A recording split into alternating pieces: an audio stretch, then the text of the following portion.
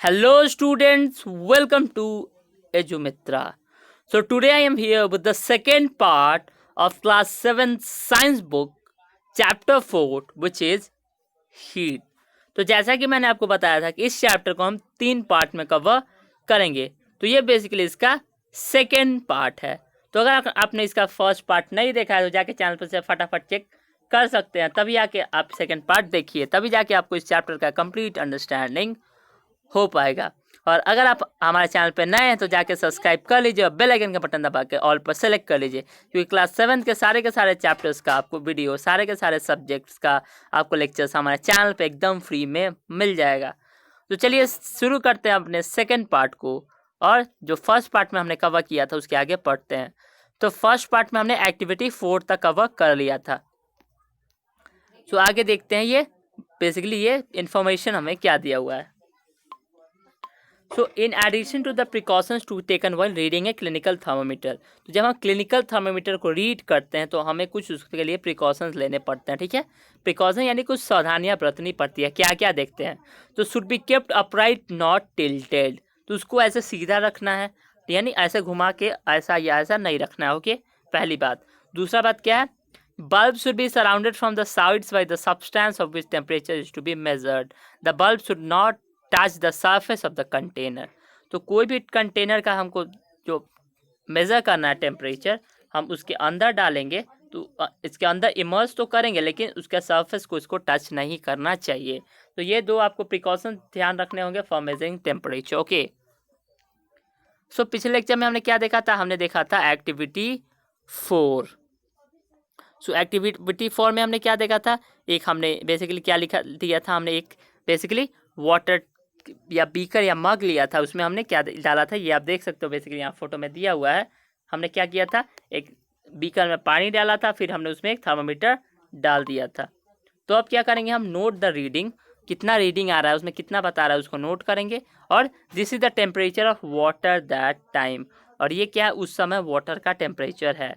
Compare the temperature of water recorded by each student, और अपने class के हर एक स्टूडेंट को बोलो, अपने हर एक फ्रेंड्स को बोलो कि वो भी एक एक्टिविटी करके देखे और आप पता करो कि उसमें क्या क्या आ रहा है। तो क्या आपने देख पाया कि कुछ सब में कुछ ना कुछ अंतर आ रहा है या सबका टेम्परेचर एकदम सेम है, तो आप पाओगे कि सब में कुछ ना कुछ अंतर आपको मिलेगा। So Boojho now understands why clinical thermometer can not be used to measure high temperature. तो भोजो अब समझ चुका है कि जो क्लिनिकल थर्मामीटर उसको हाई टेम्परेचर यानी ज़्यादा टेम्परेचर मेजर करने में यूज़ क्यों नहीं किया जाता, but still wonders whether laboratory thermometer can be use to measure the body temperature. तो अब भोजो का क्या है वंडर, अब ये क्या सोचता है कि वो समझ चुका है कि जो क्लिनिकल थर्मामीटर वो 35 डिग्री सेल्सियस से 42 डिग्री सेल्सियस तक होता है। ठीक है, तो उससे हम वेदर नहीं नाप सकते, उससे हम आज का तापमान नहीं नाप सकते, उससे हम जो इंडस्ट्रियल पर्पस में उसका यूज़ नहीं कर सकते। लेकिन अब भोजो के मन में दूसरा सवाल उत्पन्न होता है, दूसरे बारे में सोचता है क्या, कि क्या हम लैबोरेटरी थर्मामीटर से अपने बॉडी का टेम्परेचर नाप सकते हैं। Can laboratory thermometer may be used for measuring the body temperature? तो इसके लिए हम एक और एक्टिविटी देखेंगे, दैट इज एक्टिविटी 4.5। तो इसमें क्या दिया है, take some hot water in a beaker और मग। तो एक थोड़ा सा गर्म पानी एक बीकर या मग में आप रख लो, उसके अंदर आप थर्मोमीटर डालो। ठीक है, वैसे ही जैसे कि हमने एक्टिविटी 4.4 देखा था, इसके अंदर हम डालेंगे बेसिकली व्हाट मर्करी का थ्रेड, और हम नोटिस करेंगे, ये मेक श्योर करेंगे कि वो अंदर जाके स्टडी हो लेकिन उसका बॉटम को टच ना करे, उसके अंदर ऐसे ही इमर्ज हो जाए। ठीक है, now take out the thermometer from the water, अब उससे वाटर से बाहर निकालिए उसको। Observe carefully what happens now. So अब देखिए कि अब क्या क्या घटित हो रहा है। Do you notice that as soon as you take the thermometer out of the water the level of mercury begins to fall. तो अब आप क्या चेक करोगे कि जैसे ही आपने पानी से बाहर निकाला तो जो मर्क्यूरी जो ऊपर चला था उसका थ्रेड वो क्या करेगा कि एकाएक नीचे गिर जाएगा। ठीक है, तो ऐसा क्यों, this means that the temperature must be red while the thermometer is in water. तो इसका मतलब क्या है कि आपको टेम्परेचर तब भी पढ़ लेना है, तभी देख लेना है जब वो पानी में है, क्योंकि जब पानी से आप बाहर निकालते हो तो वो क्या करेगा, जो एनवायरनमेंट है उसका टेम्परेचर बेसिकली मेजर करने लगेगा, तो क्या होगा, आपका वाटर का टेम्परेचर अच्छे से मेजर नहीं हो पाएगा। तो इसीलिए आपको जब भी मेजर करना है थर्मामीटर वाटर में हो तभी उसका टेम्परेचर मेजर कीजिए। Okay, so you may recall that while taking out your own temperature, you have to take the thermometer out of mouth to note the temperature. Can you then use the laboratory thermometer to measure your body temperature? तो क्या ऐसा हो सकता है कि हम clinical thermometer क्या करते हैं, अपने मुंह में लगाते हैं या अपने आर्मपिट में लगाते हैं? तो क्या हम उसके बदले लेबोरेटरी थर्मामीटर का यूज़ कर सकते हैं? तो भोजो वंडर्स, अब भोजो सोचता है, why the level of mercury should change at all when the bulb of the thermometer is brought in contact with another object. तो हमेशा ऐसा क्यों होता है कि मर्करी का जो लेवल होता है, जो जो थर्मामीटर होता है, जो बेसिकली उसमें जो मर्करी का लेवल जो होता है वो बदलता रहता है हर एक समय? ऐसा क्यों होता है? भोजो ऐसा सोचता है। ओके, तो देखते हैं। So obviously it is not convenient to use the laboratory thermometer for this purpose. तो लेबोरेटरी थर्मामीटर का हम यूज़ किस लिए नहीं कर सकते? लेबोरेटरी थर्मामीटर का हम यूज़ नहीं कर सकते हैं बॉडी को मेज़र करने के लिए, अपने बॉडी के टेम्परेचर को नापने के लिए। क्यों? Why the thermometer not fall or rise in clinical thermometer when taken out of the mouth? Observe a clinical thermometer again. Do you see a kink near the bulb? What is the use of the kink? It prevents mercury levels from forming of its own. तो laboratory thermometer और clinical thermometer में एक difference आपको यहाँ से पता चल चुका है। पहला डिफरेंस क्या है? इसमें आपको एग्जाम में बेसिकली क्वेश्चन पूछा जा सकता है, difference between laboratory thermometer and clinical thermometer and laboratory thermometer. तो इसमें क्या दोगे? It is use for measuring body temperature, it is use to measure temperature of other objects. इसमें क्या दोगे? Ranges 35 degree Celsius to 42 degree Celsius. इसमें क्या दोगे? Ranges -10 degree Celsius to 110 degree Celsius. इसमें क्या दोगे? It has kink.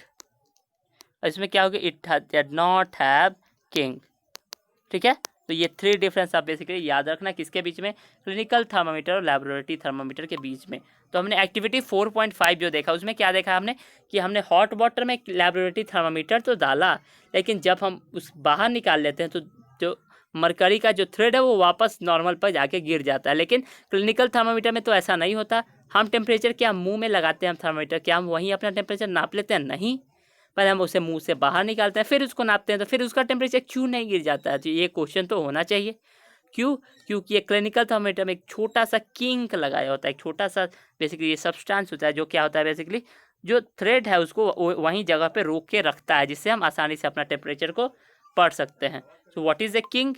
So kink is a thing which is use to prevent mercury level from falling off its on. Okay, तो ये है हमारा नया वाला digital thermometer. So there is a lot of concern about the use of thermometer in thermometers. Mercury जो thermometer में use होता है उससे बहुत ज़्यादा प्रॉब्लम होता है। क्यों? क्योंकि मरकरी एक टॉक्सिक सब्सटेंस है, एक जहरीला सब्सटेंस है। ठीक है, और it is very difficult to dispose it off thermometer break. और थर्मोमीटर टूटता है तो इसको इधर उधर फेंकना बहुत हानिकारक हो सकता है, ये किसी की जान तक भी ले सकता है। सो इसीलिए आजकल क्या होता है, डिजिटल थर्मामीटर का प्रयोग किया जाने लगा है। इसमें क्या होता है, डिजिटली सीधे अंक बताते हैं, आपको देखना की भी जरूरत नहीं है। ठीक है, और इसके अंदर मरकरी नहीं होता है। ठीक है, तो ये ज़्यादा हार्मफुल भी हमारे लिए नहीं है। ओके, तो आजकल इसीलिए हम क्या करते हैं, लैबोरेटरी थर्मामीटर की जगह क्लिनिकल थर्मामीटर का यूज़ करते हैं। So next topic is transfer of heat 4.4। So you हमें have observe a frying pan becomes hot when keeped on flame. तो एक पैन को आप बेसिकली फ्लेम पर, आग पे रखोगे तो वो गर्म हो जाता है, आग से पैन भी गर्म हो जाता है। ऐसा क्यों? ऐसा इसलिए होता है क्योंकि हीट पास हो जाता है, किससे? उस फ्लेम से, उस बर्तन में हीट पास हो जाता है। ठीक है, और when the pan is remove from the pan it slowly cools. और जब पैन को आप आग से अलग कर दें तो धीरे धीरे वो क्या होता है, धीरे ठंडा होने लगता है। क्यों ऐसा? वो ठंडा क्यों होता है? क्योंकि अब जो पैन का जो हीट है वो आसपास के वातावरण में बढ़ जाता है। क्यों? क्योंकि वो अब कोई फ्लेम पर उसे नहीं रखा गया, अब उसे कोई हीट पे नहीं रखा गया, अब उसके अंदर कोई हीट नहीं जा रहा है। तो जो हीट है वो धीरे धीरे उससे चला जाता है और सराउंडिंग में बेसिकली ट्रांसफ़र हो जाता है। लेकिन दोनों केसेस में हीट क्या हो रहा है, फ्लो हो रहा है। पहले क्या हुआ, हॉटर ऑब्जेक्ट से कूलर ऑब्जेक्ट में हुआ, फिर क्या हुआ, कूलर ऑब्जेक्ट से हॉटर ऑब्जेक्ट्स में हो गया। जो पहले हमने क्या देखा कि एक हॉट ऑब्जेक्ट एक कूल ऑब्जेक्ट को हॉट बना देता है। फिर हमने क्या देखा कि एक हॉट ऑब्जेक्ट इन्वायरमेंट से को अपना हीट ट्रांसफर करके खुद कूल हो जा रहा है। Okay, so in fact in all the cases heat flows from a hotter object to a colder object तो हीट हमेशा किससे फ्लो करता है? From a hotter object to a colder object. Heat always flows from a hotter object to colder object. ये आप बात याद रखना, ठीक है। तो पहली ask, does it mean that heat will not be transfer if the temperature of two objects is the same? तो अब आपके मन में क्वेश्चन आ सकता है कि दो चीज़ों का अगर तापमान सेम हो, अगर किसी चीज़ का जो टेम्परेचर है वो सेम हो, तो क्या हीट एक दूसरे में ट्रांसफ़र होगा? So how does the heat flow? तो इसके लिए हम एक्टिविटी देखते हैं, एक्टिविटी से समझते हैं। That is activity 4.6। तो यहाँ हम क्या करेंगे, एक रॉड लेंगे, ये हमारे पास रॉड हो गया, और वो क्या हो गया, या मेटल का आप स्ट्रिप ले सकते हो, या तो एल्युमिनियम ले लो या तो आयरन ले लो। अब उसको क्या करेंगे कि फ्यू स्मॉल वैक्स रखेंगे, उस पर हम मोम को थोड़ा थोड़ा थोड़ा थोड़ा जगह जगह पर चिपका देंगे, ठीक है। और उसको क्या करेंगे, उसको अच्छे से ईंट के अंदर, ब्रिक्स के अंदर डाल देंगे, ठीक है। अब क्या करोगे, आप एक कैंडल लेके आओगे, यहाँ आप जलाओगे, ठीक है। और फिर थोड़ी देर के बाद देखोगे धीरे धीरे जो कैंडल का हीट है वो पूरी तरह से क्या होगा, इस एल्युमिनियम का जो स्ट्रिप है उसमें ट्रांसफ़र हो जाएगा। और जैसे जैसे ये गर्म होते जाएगा, जो उसमें मोम आपने चिपका रखे हैं वो धीरे धीरे नीचे गिरने लगेगा। ऐसा क्यों? क्योंकि अब ये गर्म हो चुका है, मोम क्या है, पिघलने लगा है। तो इससे क्या पता चलता है कि हीट ट्रांसफ़र हो रहा है किसमें, मेटल स्ट्रिप में, ठीक है, from one end to another end. So the process by which, ऐसा प्रोसेस क्या होता है जिस from which the hotter end of a colder end of a object, जो क्या होता है किसी भी हॉटर एंड से कोल्डर एंड में हीट ट्रांसफ़र होता है, तो उस प्रोसेस को हम कंसीडर करते हैं कंडक्शन। तो what is conduction? Conduction is the process by which heat is transferred from the hotter end to the colder end of an object. This process is termed as what? Conduction. In solids, generally, the heat is transferred by the process of conduction. तो solid में क्या होता है, जो solid materials होते हैं उनके बीच में क्या होता है, उनके अंदर क्या होता है, कंडक्शन प्रोसेस है, उनका हीट का ट्रांसफ़र होता है, एक जगह से दूसरी जगह उनका हीट ट्रांसफ़र होता है।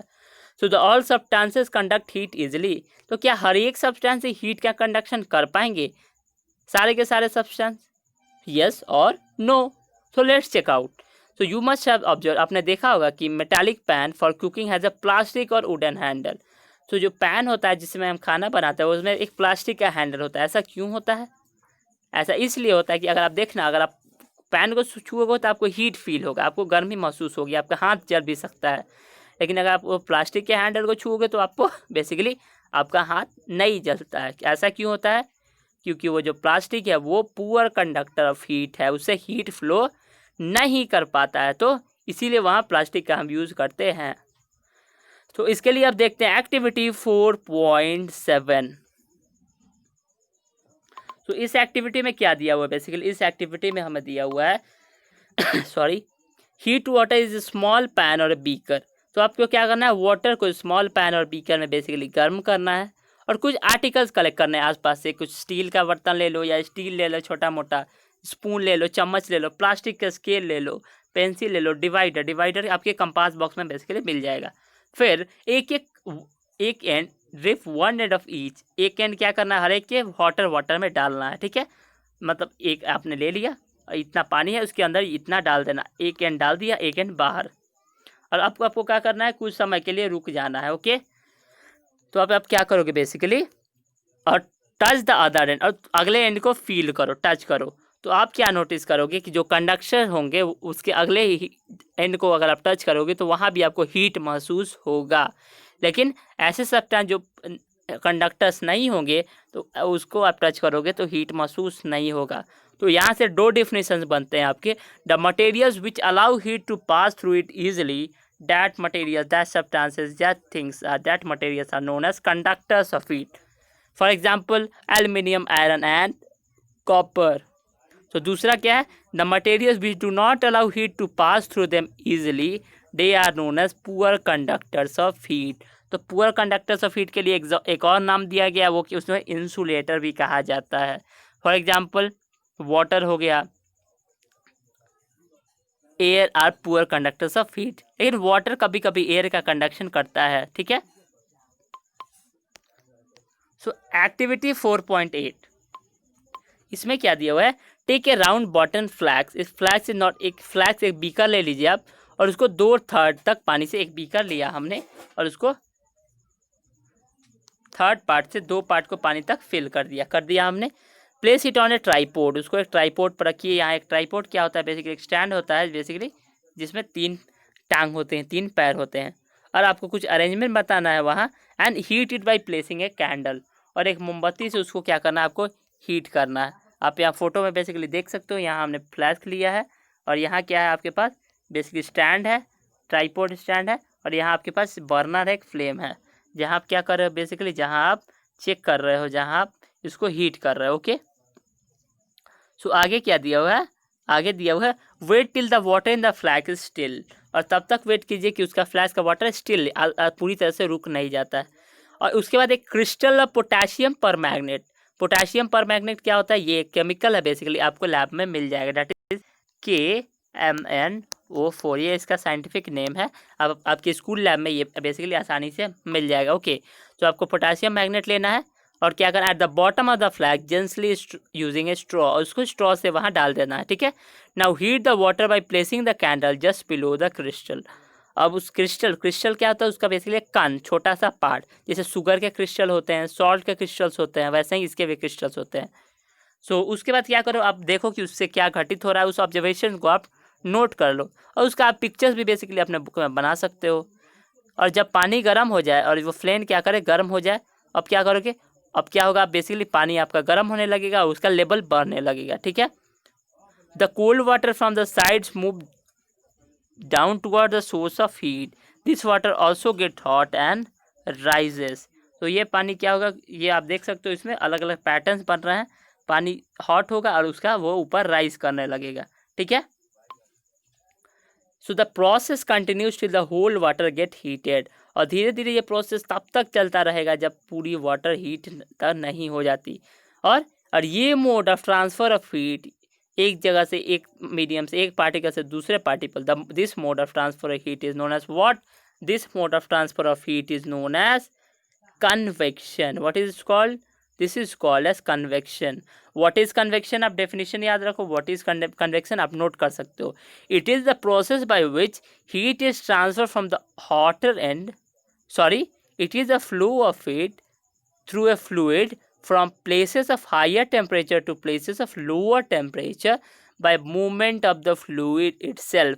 यहाँ फ्लूइड खुद मूव कर रहा है, वाटर खुद मूव कर रहा है, पहले ये वाला पार्ट हीट हुआ, फिर दूसरा पार्ट हीट हुआ, तो क्या है convection, it is the flow of heat through a fluid from places of higher temperature to the places of lower temperature by the fluid itself. ये फ्लूइड खुद अपने द्वारा ही करता है। ओके, सो आगे देखते हैं हम, आगे दिया हुआ है how does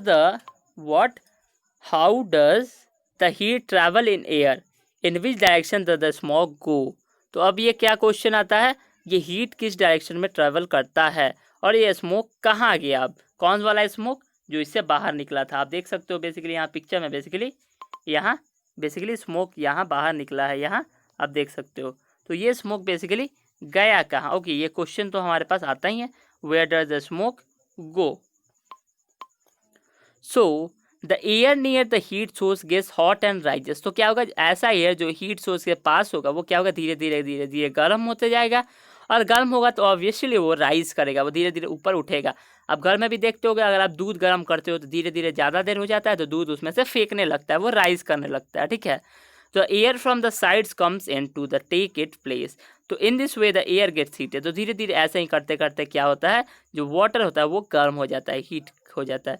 the following activity confirm this idea.